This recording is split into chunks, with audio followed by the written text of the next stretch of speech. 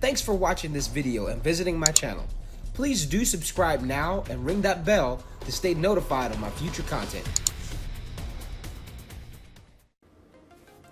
Hey folks, today we are recapping Mighty Morphin Power Rangers number 32, Beyond the Grid, written by Margaret Bennett and illustrated by Simone DiMeo.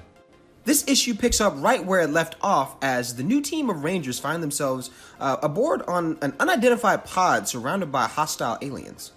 The team fights and fends off the aliens. However, we also see that Mike Corbett, aka the Magna Defender, almost has a death wish as he goes the extra mile to help his teammates, even if it almost costs his life multiple times.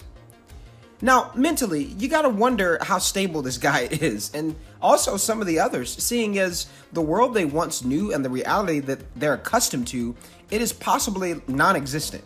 It's almost like, well, what else do you have to lose when everything you ever knew or cared about is possibly wiped from the universe?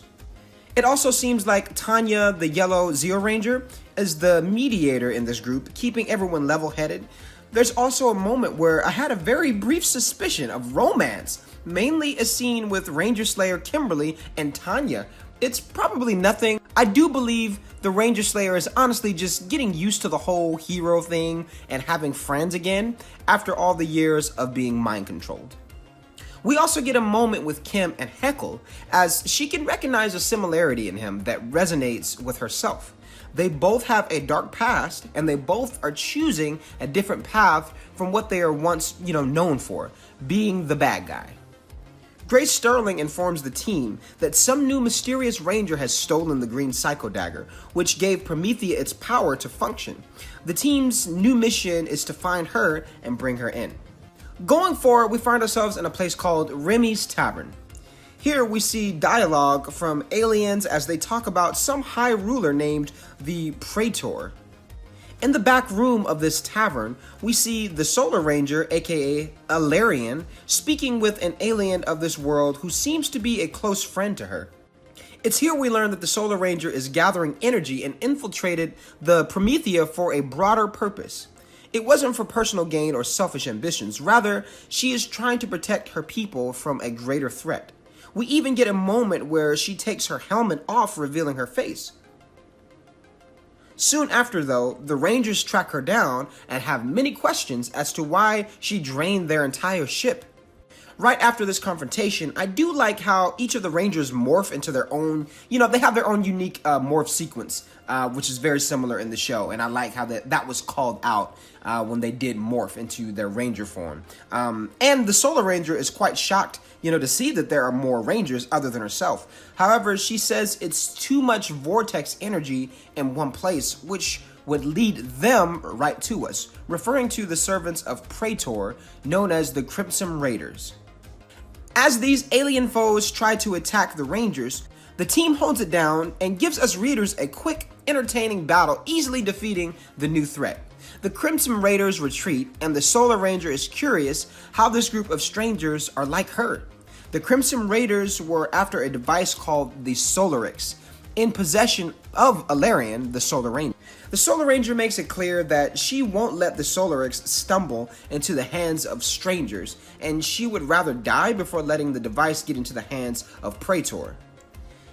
If the Rangers are gonna kill her, she demands that they keep the Solarix away from the foes seeking after it. The team informs her that they are fighting for their people and trying to get back home and don't wish to kill her. Solar Ranger is surprised that they aren't trying to kill her, and the Yellow Ranger even asks if she's never experienced mercy, which makes you question what kind of a universe these characters are currently residing in. Then, going forward, the Solar Ranger is determined to hold on to the Solarix, but agrees to come along with and assist the Rangers, along with her friend Remy, whom I feel like will probably become like an alpha-like character to this crew as a part of, like the lighthearted aspect.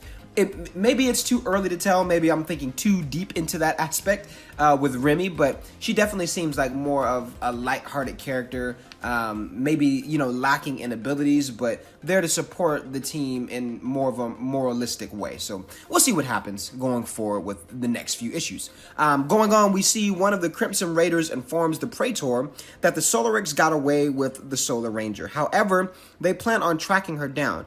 And in the end moments of this comic, we get an image of the Praetor sitting on a throne or pilot seat.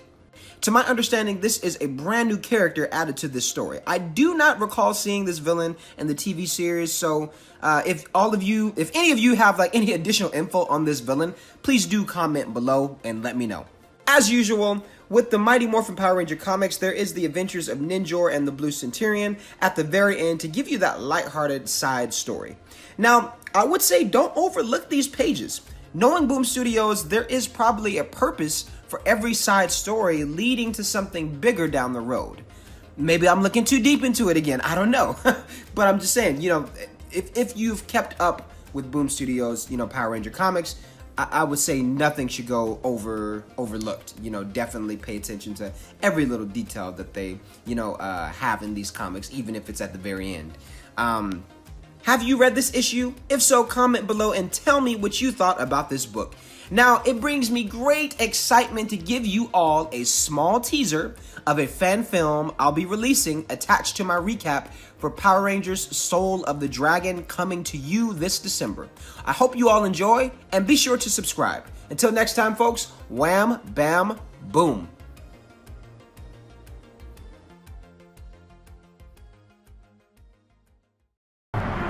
Oh no, not you again. It's Morphin time! Blood Dino Thunder!